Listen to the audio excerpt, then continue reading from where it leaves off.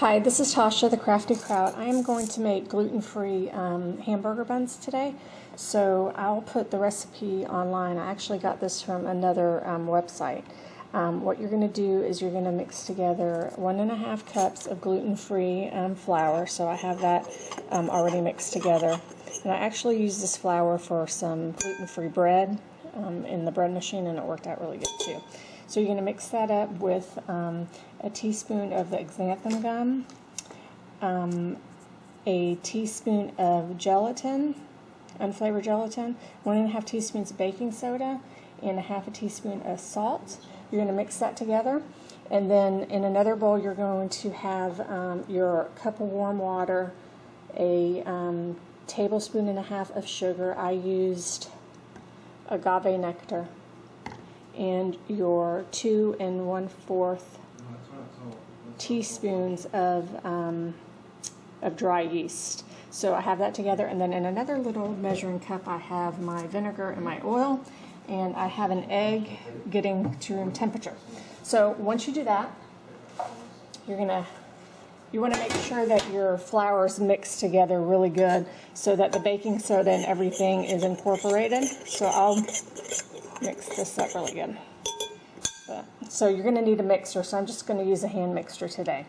Now, I do not have any pans that will actually make a big hamburger bun, so I made my own little hamburger bun pan. So what I did is I used like a mason jar, and I just I make 2 of them here, and I just make them the size of a big mason jar, like so. So now you're going to spray those really good with Pam, or any kind of cooking spray. I preheated my oven. I just turned it on for a few minutes. I turned it right back off just to get it warm, because I'm going to mix everything together and I'm going to put them in here to rise. So I'll spray those right before I put the mixture in there.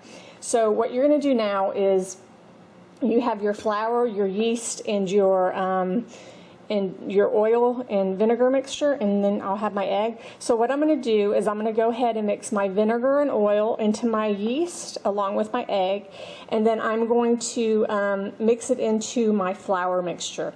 And you're going to continue to mix it until it is smooth, and I'll show you how that looks. What I'm going to do now is I have my egg at room temperature. I just put in a little bit of lukewarm water. So I'm going to put that into my yeast. I'm going to put my oil and vinegar into my yeast, and then I'm just going to take a fork. I just want to break up that egg yolk a little bit. Okay? Make sure I get all of my yeast in there. Alright, so now I'm going to just add this into my my flour mixture. I'm just going to pour it in. This is just a very inexpensive hand mixer.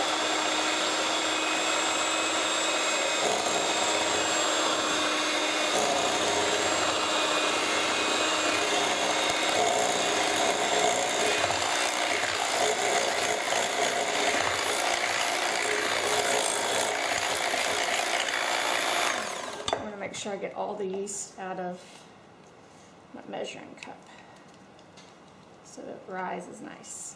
Okay? And now, as you can see, it gets really smooth. I don't know if you can see this or not. The texture is really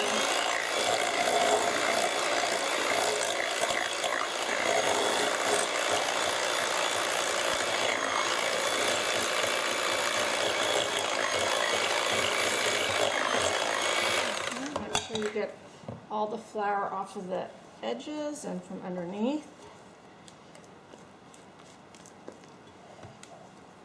We actually use these for hamburger buns. My husband likes to make egg and cheese biscuits with it.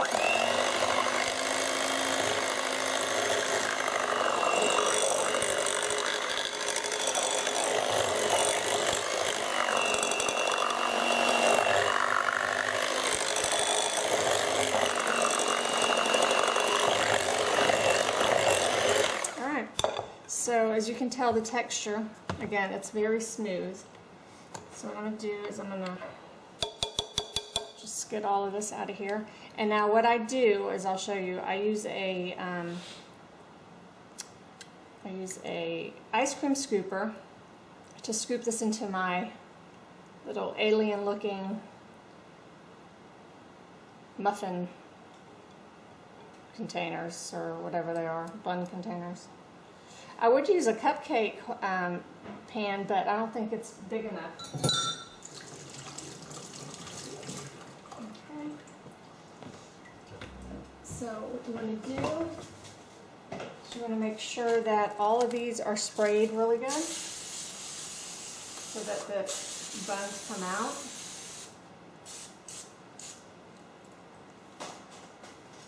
So spray them really good.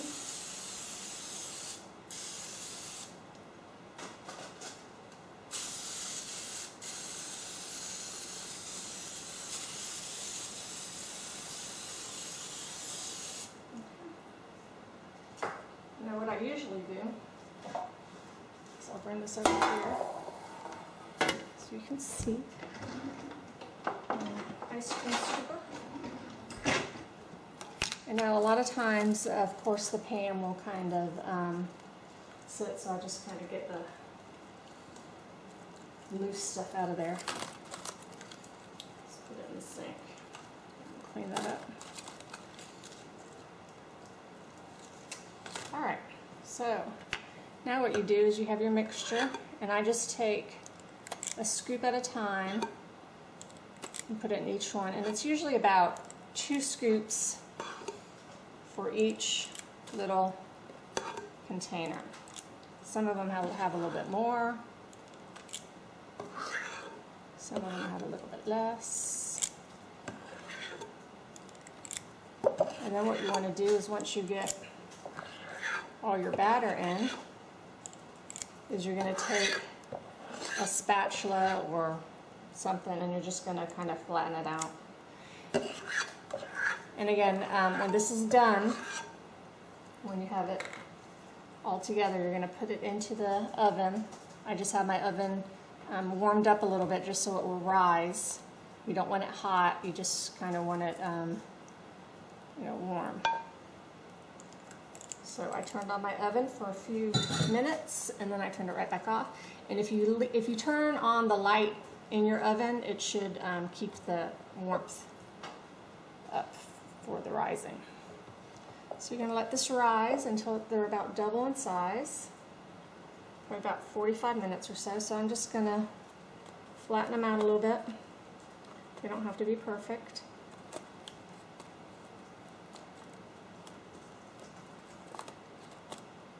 And I put a dish towel over this just so it kind of, the heat stays in there. They actually turn out really pretty.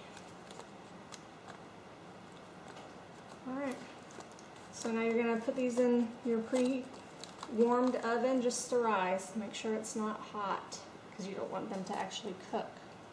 Alright, so now we're going to put a dish towel, and I will show you what it looks like once they have risen. About 45 minutes until they're about double in size. A little peek to see how they're rising. So they're rising really nicely. So let them, cover them up, put them back in, and let them continue to rise. They have like 25 minutes. Okay, so preheat your oven to 375, and as you can see, they rose pretty good. Some of them higher than others. And now you're going to put these in the oven for about 20 to 22 minutes. You'll see they'll be golden brown, and then they will be done. And I'll show you what they look like when they're finished. So preheat your oven to 375. And I just keep them covered out of the oven until the oven's preheated. So 375 for about 20 to 22 minutes. So here they are. I just took them out of the oven, and now what I do is I just place them on a wire rack so that they can cool. And then once they've cooled for just a few minutes, I take them out of the aluminum foil, and I'll show you what they look like at the very end. Okay, so those are the finished hamburger buns. Thanks for watching.